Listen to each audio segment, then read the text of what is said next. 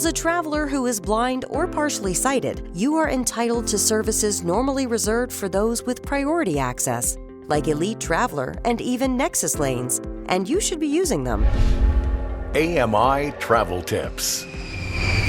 As soon as you get to the airport, check in with your airline to find the priority lanes. Priority check-in typically has far fewer people waiting in the queue, which means less standing around and quicker access to an escort to get you to your gate.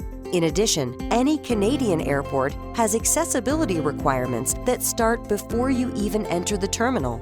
From service animal relief areas to accessible drop-off zones, laws exist to make your experience great.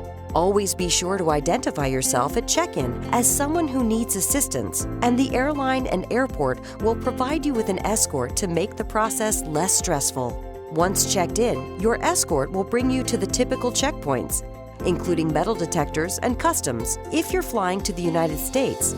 At screening points, because you're blind or partially sighted, you're allowed to use the Nexus or priority lanes.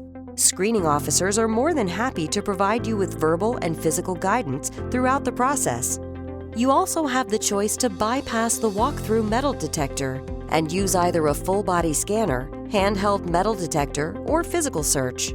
Don't be afraid to request whatever makes you feel most comfortable.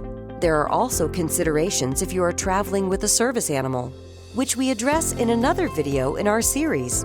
Once you have passed the security checkpoint, your escort will bring you to your gate, where, depending on the airline, they will get you settled in your seat and ready for takeoff. Getting to the airport early will let you find the priority lanes and use them. And as a traveler requiring a little extra assistance, you are entitled to get to the front of the line. Listen for announcements to know when to board. For more accessible travel tips, visit youtube.com/accessiblemedia.